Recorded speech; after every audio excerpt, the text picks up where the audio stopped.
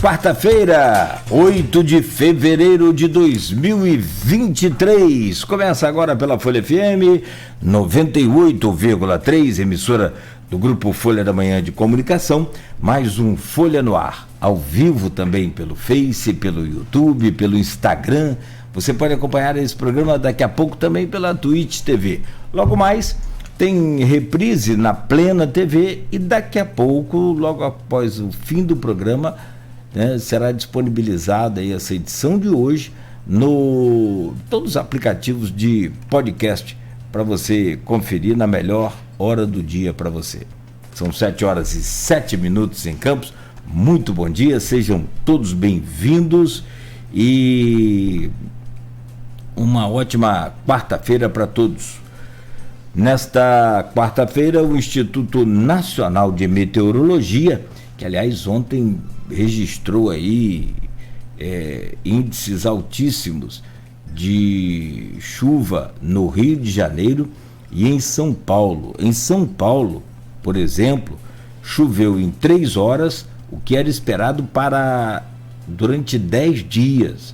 No Rio de Janeiro também tragédia, uma criança morreu por conta de uma casa que desabou em função das fortes chuvas. Ontem havia um alerta de chuva forte no site do Instituto Nacional de Meteorologia. Só para que você tenha uma ideia, as sirenes de alerta de mau tempo, né, e de temporal, essa coisa toda, no Rio de Janeiro ontem tocou mais de 113 vezes. De memória, isso, né, falando rapidamente assim. E hoje tem mais um alerta de tempestade feito pelo Instituto Nacional de Meteorologia para essa zona da Mata Mineira, Alto Paraíba, Rio de Janeiro, zona sul aliás, zona sul não, região sul do estado também, a nossa região norte, noroeste também, com previsão de tempestade para hoje. O tempo amanhece parcialmente nublado em Campos, né? E não há previsão aqui, por enquanto, de sol. Fica nublado durante o dia e a máxima Nada, tô vendo aqui agora, que Beto tá me alertando para sol, mas eu tô com as imagens aqui e é parcialmente nublado, claro, no decorrer do período. E aí vem a previsão do Instituto Nacional de Meteorologia com o tempo nublado, máxima de 29 e a mínima de 22. A temperatura até cai um pouco, mas a sensação térmica faz a temperatura subir, porque a umidade relativa do ar, só para que você tenha noção, é de 92% agora. Os termômetros marcam aqui pelo centro a temperatura de 24 graus, com sensação térmica de 27 graus. Então, muita chuva prevista aí para ontem e que de fato aconteceu. Hoje já deve diminuir um pouco aí nessas regiões que ontem foram afetadas, e aqui na nossa região tem sim previsão de chuva no decorrer do período, e o tempo fica assim, sol entre nuvens, como agora, por exemplo, é parcialmente nublado. Programa de hoje com o Rodrigo Gonçalves aqui na nossa bancada. Nós vamos conversar com a Giovana Almeida, presidente do Bloco Castelo do Parque Aurora, e com o Toninho Virgílio, que é coordenador dos Amigos da Farra e Unidos do Capão. Em destaque no programa de hoje, a polêmica sobre o Carnaval de Campos, que, na minha humilde opinião, desde quando foi transferido no governo Rosinha para depois da data do Carnaval, nunca mais nós tivemos um Carnaval de qualidade, como já tivemos outros em Campos, né? E se você for levar em consideração, as escolas do Grupo A, do Grupo Especial de Campos, são sim de muita qualidade, principalmente levando em conta toda a crise. Se você assistiu já um carnaval, né, com essas escolas, a gente com certeza, né, tem boas memórias né? Principalmente lá pelos inícios dos anos 2000, fim da década de 90, sempre com muita qualidade. Vamos falar sobre a indefinição sobre esse Carnaval de Campos, que eu acabei de falar aqui agora, desde quando as escolas também, blocos, bois, aceitaram a mudança de data, e a Giovana sabe muito bem disso, que eu falei com ela no dia, aceitaram, porque se tirar o Natal do dia 25 de dezembro, vai acontecer Natal? Se tirar a Páscoa depois do Carnaval, vai acontecer Páscoa? A mesma coisa o Carnaval. Se tem Carnaval no Farol, se tem Lagoa de Cima, se tem no Rio, em São Paulo, por que nos outros 200 anos de Campos, Carnaval sempre foi no Carnaval e sempre foi legal?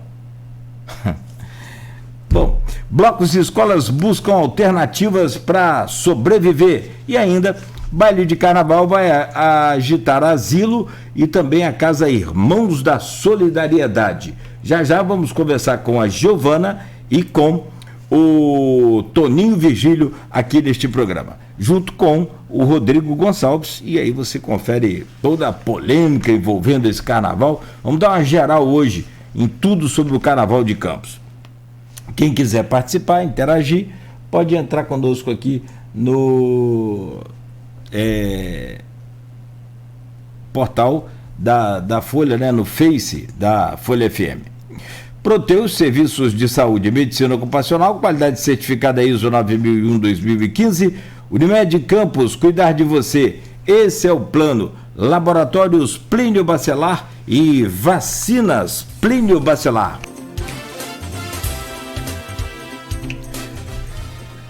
Bom, hoje é quarta-feira, dia das manchetes do jornal Folha da Manhã, dia 8 de fevereiro. Menino perde irmão, avó e bisa em incêndio e luta pela vida.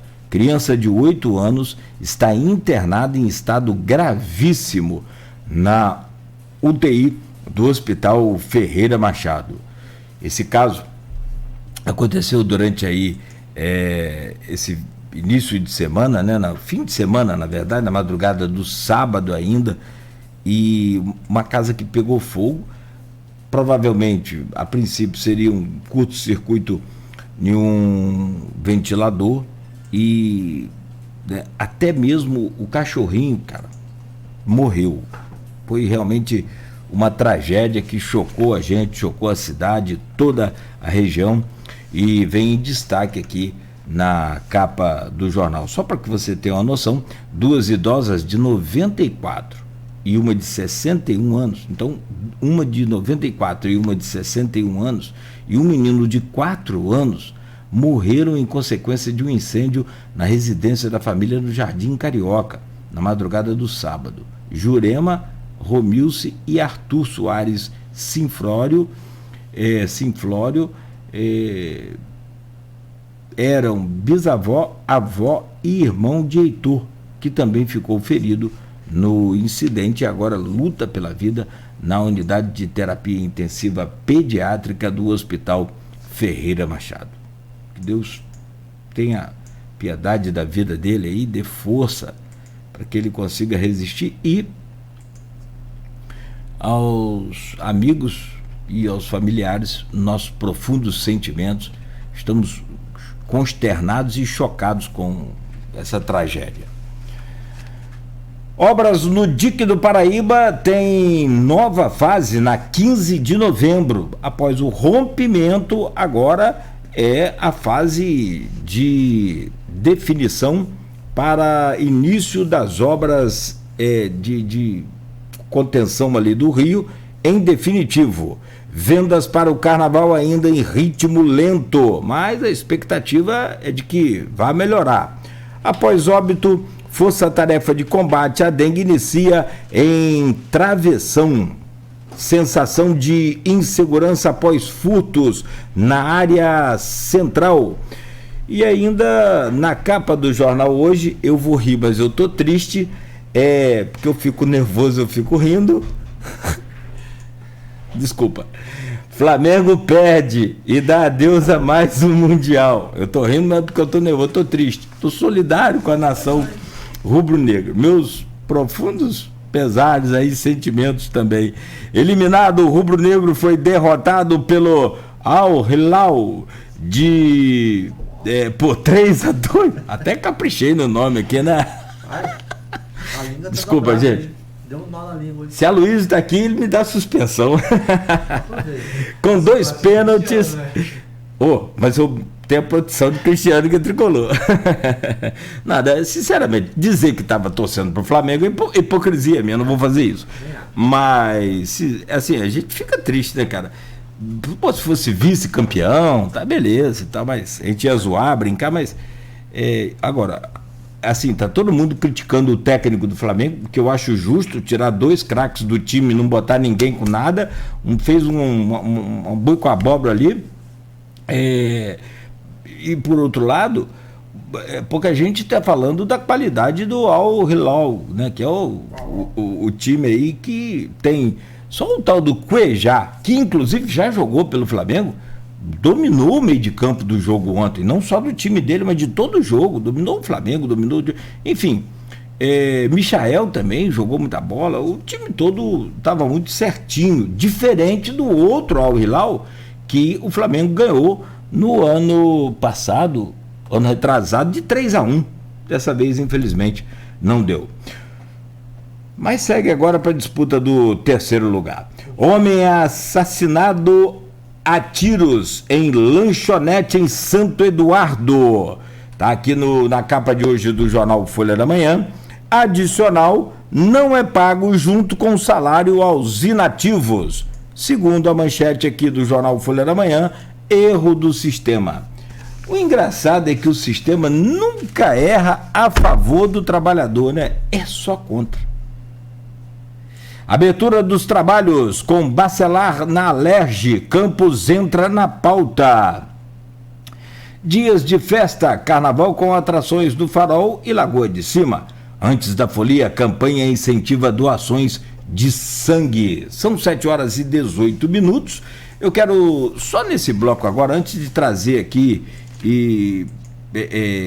os nossos convidados, a Giovana Almeida, que é presidente do bloco Castelo do Parque Aurora, e o Toninho Virgílio, que é coordenador do bloco Amigos da Farra e Unidos do Capão, para a gente falar sobre essa polêmica do carnaval em Campos.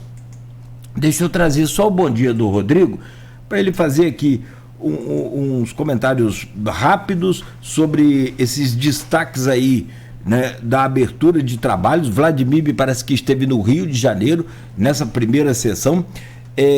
Na imprensa carioca, o foco agora é o Rodrigo, né? E tudo, qualquer detalhe que ele vier a fazer, né, sendo observado, o que eu acho perfeito, e o papel da imprensa é esse mesmo, né? Mas é bem estranho, né? De repente, qualquer situação. Se bem que ontem houve a nomeação de um diretor da Assembleia como diretor da Assembleia pelo Rodrigo Bacelar, e esse diretor nomeado, ele é réu, né, por corrupção. Então a imprensa não ia perder essa oportunidade. Até mesmo o próprio advogado, o Maciel, também foi pauta de reportagem, que ele prestou serviço como advogado para o então candidato a governador Cláudio Castro. E por aí vai toda essa arrumação de casa aí, vamos dizer assim, nesse início de ano. E tem, meu caro Rodrigo, aqui no ponto final que eu acompanhava, não sei se pode caracterizar aqui como racha ou como uma situação ainda que pode ser resolvida, que é as lideranças da Assembleia Legislativa que chegaram nessa reta final em disputa pelo poder na casa, o que não tinha, né, previsão de acontecer. Rodrigo, bom dia, seja bem-vindo aí a mais um programa, obrigado pela presença, sempre bom contar com você aqui nesta manhã. Bom dia, Cláudio, bom dia a todos os ouvintes da Folha, nosso Beto aqui, também nossos entrevistados que daqui a pouquinho vão estar com a gente aqui.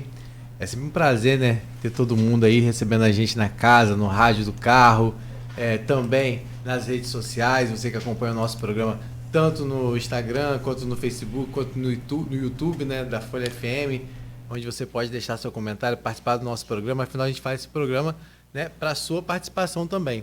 A situação da Assembleia Legislativa do Rio de Janeiro, né, ela realmente se tornou bastante tensa um pouquinho antes da eleição, quando o Jair Bittencourt se lançou também candidato à presidência da Assembleia Legislativa, que saiu caro para ele inicialmente, pelo menos ele estava com a Secretaria de Agricultura garantida, que era uma secretaria que ele queria, e provavelmente vai ficar sem ela, vai ficar com aliados, né, também do PL, mas não com ele, pelo menos essa inicial. Eu tenho tentado trazer o Jair para participar com a gente, para ele falar um pouquinho sobre isso, ficou de me dar o retorno a respeito, abrindo espaço aqui para ele, mas ele ainda não pôde estar com a gente. Mas falando sobre a situação, as nomeações vão acontecer, afinal, só no primeiro dia foram exonerados 25 nomes da mesa diretora. E aí o que a gente está no ponto final de hoje é que será que se realmente não tivesse tido esse rompimento tão brusco do siciliano, né, com o Barcelar, será que todas essas exonerações aconteceriam de imediato ou seriam realocadas? Né? Porque a gente sabe que a proposta era que a ideia do siciliano, pelo menos o que se fala nos bastidores, é que ele conseguisse manter pelo menos uma proximidade, né, um cargo de destaque na mesa diretora. Né? E falava-se muito do filho dele, do Andrezinho Siciliano, que inclusive absteve o voto, né, à chapa única do Rodrigo Barcelar. Então ficava toda essa expectativa de como ficaria essa arrumação. De fato, quando se troca a mesa diretora, é normal que se faça, né, e se coloque em cargos dos ligados à mesa pessoas que são próximas deles. Então, não era difícil de se imaginar. E aí as nomeações vão acontecer, com um questionamento ou outro em relação às situações que você colocou. Eu acredito que se tiver qualquer tipo de impasse vai ser apurado e medidas vão ser tomadas, mas se está sendo nomeada é porque não há nenhum impedimento legal para que isso aconteça. Então, é acompanhar, claro que todas essas situações precisam de atenção, precisam ser colocadas à lupa, vão ser colocadas, até mesmo porque o Rodrigo já vinha sendo aí alvo de denúncias e que inclusive já chegaram ao Ministério Público, né? São investigações que podem chegar a algo ou não, então a gente vai acompanhar. Em relação ao que a gente colocou no ponto final de hoje, foi justamente isso, com a presença do presidente Lula no Rio de Janeiro na última segunda-feira, foi aí o primeiro grande reencontro físico, né, dessas lideranças, né? A gente trouxe hoje na edição da Folha, se você for olhar aí, uma foto entre Paz e Cláudio Castro junto com o Lula, todos de mãos dadas, né? Todos de mãos dadas. E aí a foto, a impressão que dá ali que está todo mundo unido. E a situação não é bem essa, que a gente sabe que o Eduardo Paes também, junto com o siciliano, articulou para a campanha, né, do Jair Bittencourt, que era uma chapa alternativa de Rodrigo, que acabou não dando em nada. E o PSD, inclusive, né, que é o partido aí do Cláudio Castro, os mais próximos a ele realmente também votaram pelo voto de abstenção, deram voto de abstenção. Ou seja, então a situação entre eles, apesar de, né, dessa possível aparente união pela foto, né, e pela cerimônia ontem, não é bem assim. Tanto se você for ler a reportagem da Prefeitura do Rio de Janeiro, que trata sobre a inauguração lá do Centro de Saúde, no qual Cláudio Castro teve, sequer cita a presença do governador. Né? Como que você faz um chefe, como um governador está, e a Prefeitura sequer cita a presença dele? Então mostra que a situação não está assim. E o Cláudio Castro também, enquanto governador, também não fez não há nenhum tipo de divulgação nas mídias oficiais do governo do estado desse grande encontro, que também contou com o siciliano, que como secretário de Relações Institucionais estava presente acompanhando o presidente Lula. Então, apesar desse reencontro físico, né, a gente vê que essa proximidade aí pode ser que aconteça até pelo andamento do Rio de Janeiro, é importante. A gente sabe que o Rio vive aí na dependência, né, dessa questão da questão fiscal, que a gente sabe que da recuperação fiscal, que pesa muito, então é importante... Sem recuperação fiscal, o Estado do Rio quebra, fale. Pois é, e as pessoas falam, Cláudio Castro traidor, se aproximou muito rapidamente de Lula, mas você já falou isso aqui, né? Acho que pela saúde financeira do Estado do Rio de Janeiro não há como... Aqui é pra nós. Não há como, né? Desculpa, mas o mínimozinho de bom senso, o político que tem o mínimo de bom senso e que quer realmente trabalhar pelo social, quer fazer a coisa acontecer, ele não segue nessa oposição aí, essa oposição odiosa, rivalista, essa coisa que não acrescenta política. A oposição faz parte, é necessário que se tenha. Mas, assim, o político do executivo ou legislativo que quer apresentar algum trabalho, ele se mantém na oposição, mas não é oposição ferrenha e dizer não a tudo. Essa oposição radical. Mas é oposição burra, né? Que não vai oposição burra. Que não leva a nada, de um líder que não é líder de nada, nem nunca foi líder de nada, que é o Jair Bolsonaro. Ele entrou num vácuo da necessidade da satisfação também, né? Da nossa população, pela questão de honestidade, pela questão de, aliás, que ele prometeu e não cumpriu, também mais uma, né? O que tem de suspeita e de comprovação de ouro pelo Ministério da Educação para pastores. O negócio é muito violento também. Então, não existe pecadinho nem pecadão. Não, mas Lula roubou muito mais do que bicho, não existe pecadinho nem existe roubo. Então, o que mais tem aí é comprovação, e é só investigar quem quiser. Agora, o que o governador está fazendo, na minha opinião, volto a repetir, humilde opinião, é absolutamente correto. Ou você governa o seu estado e em parceria com o governo federal, e isso vale também para as prefeituras. Sim. Porque você pode ser oposição ao presidente da Alerj, como o Vladimir é. E se tiver eleição hoje, os dois vêm disputando, os dois voltam a oposição sem problema. É isso que nós precisamos aprender, e muito com o Nordeste. O Nordeste faz isso. Diariamente está ensinando a gente, os políticos do Nordeste fazer isso. Eles formam aquele bloco, tanto é que conseguiram. Uma vez eu entrevistei Arlindo Naglia, ele era presidente da Câmara Federal, foi em 2000 olha quanto tempo tem isso, 2006, Arlindo Chinaglia, né? E agora me fale aqui o presidente, o sobrenome dele. Rapaz, eu falei assim, presidente, tem algum projeto para... Eu nem falei partilha, que não era esse termo usado. Divisão dos royalties lá da nossa campus, do estado do Rio. Ele falou 170 projetos. Dos 170, todos eles do Nordeste do país. Isso em 2006, Rodrigo. E a gente ficou aqui fazendo o quê contra esses projetos? Nada. Hoje é outra situação também. A gente fica nessa recuperação fiscal, torcendo para o governo federal renovar isso a cada ano, e fica aqui rezando para a ministra Weber manter a decisão dela. Nós estamos com nossos royalties garantidos por um fio de cabelo.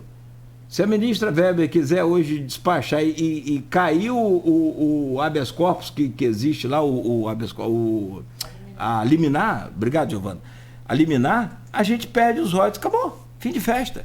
Então a gente vive assim, numa surrealidade. Não é real o que a gente vive. A política feita com seriedade, com oposição, é possível sim, mas quando se trata de farinha pouca, aí puxa o pirão para nossa região, para o nosso estado, para nosso município primeiro.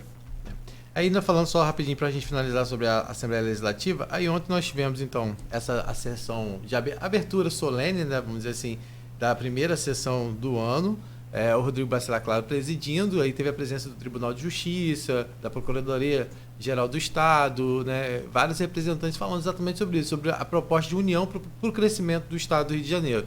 E eu acho que uma forma até de marcar a importância da presença do Rodrigo Bacelar à frente da Assembleia Legislativa, né, como campista, foi uma discussão que entrou, até acho de última hora, porque não estava na ordem do dia, que é a reabertura do SEASA aqui em Campos, né, que foi uma proposta colocada. Acho que foi uma forma de inserir Campos nesse contexto, mostrar, né, que Campos vai ter destaque na Assembleia Legislativa. Então foi colocado lá esse projeto, que é um projeto que por óbvio, é uma indicação legislativa que vai seguir agora para o governador Cláudio Castro, que vai colocar em prática ou não, mas, né, quem sabe aí é um sonho, e a gente tem que torcer a abertura do SEASA, que representa sim uma conquista, e a gente está aguardando aí agora para ver como que vai ser o desenrolar disso. Então foi uma sessão festiva, como você falou, a primeira sessão, antes de ser colocada a ordem do dia. O Vladimir Garotinho também passou por lá, ele esteve lá e na hora o Bruno Dauari fez a citação à presença dele, a TV, a LERJ até mostrou a presença do Vladimir lá, prestigiando os campistas e também os outros deputados com quem ele tem relação. Então foi aí uma sessão, ao mesmo tempo marcada por essa festividade da abertura, né, da legislatura, da 13ª legislatura, mas também, por outro lado, com discussão de pautas que já aconteceram e hoje tem nova sessão aí, né, e a gente vai colocar todos os detalhes na Folha 1. Então aí só para a gente dar essa passada aí sobre como é que foi essa primeira sessão lá na Assembleia Legislativa do Rio de Janeiro. Perfeito. Meu querido, deixa eu fazer só um intervalo comercial, a gente posicionar aqui os nossos convidados. Toma aí, né? Carnaval, dá sempre samba, dá sempre enredo. Rapaz, eu acompanho carnaval. Quantos anos você acompanha carnaval em Campos? Rapaz, porque a sua terra é chique, o carnaval lá é bonito também. Carnaval de São João da Barra é um espetáculo. Carnaval, eu mesmo estava falando com o Gil Miranda, que é o secretário de Cultura lá de São João da Barra, até para tomar pé mais ou menos disso. Ele falou: tô direto nos barracões, não tô trabalhando diretamente com o carnaval, mas tenho feito alguns trabalhos para a prefeitura, documentários, e tá rufando, né? Mas assim, a gente viu também que teve impasse lá logo no início, demora para repasse de verba, né? Mas é que no Rio também tem. A gente sabe como é que é, mas aqui em Campos a incerteza sempre é maior, né? E infelizmente a gente fica nessa dúvida. A gente vê a prefeitura anunciando shows no Farol, anunciando shows em Lagoa de Cima, até fala da participação de algumas escolas de samba, bateria no palco principal, mas a gente sabe que são dezenas de instituições aqui, tanto de boi, quanto de bloco, quanto de escola de samba, né? Amigos da Farra é uma escola de samba, o bloco e também tem o bloco do Castelo, o Unidos do Capão. Então a gente vai falar mais ou menos um pouco sobre essa expectativa, o que de fato está para acontecer, porque a gente tem visto também os tradicionais eventos que acontecem na cidade também ameaçados, sem ter como talvez sair, como o Boi Capeta, que tem uma tradição imensa. O Grito de Carnaval do Morrinho também não se sabe ao certo como vai ser esse ano, e todos os outros eventos que a gente sabe que movimentam aqui o carnaval, né? E carnaval não é feito só, pelo menos não deveria ser só feito no período de carnaval, deveria ser o ano todo, e a gente vê que muitas vezes, né, essas instituições elas têm que aí tentar buscar caminhos para poder se manter, né, porque faz parte da cultura da nossa cidade. E era uma das promessas do prefeito Vladimir Garotinho durante a campanha, a retomada do Carnaval de Campos, né? Inclusive com a volta ao CEPOP, que foi um investimento muito grande para que se ocorressem os eventos populares lá, quase 90 milhões, e a gente viu lá nos últimos anos aquele espaço não sendo utilizado como deveria, e é sobre isso que a gente vai falar logo depois do intervalo. Perfeito. Bom, são 7h33, então, rápido intervalo e a gente volta a seguir com o Folha no Ar, programa que tem o oferecimento de Proteus, serviços de saúde e medicina ocupacional, qualidade certificada ISO 9001-2015 e Unimed Campos, cuidar de você, esse é o plano. Laboratórios Plínio Bacelar e vacina Plínio Bacelar, cuidando bem de tudo que te faz bem. A Unimed Campos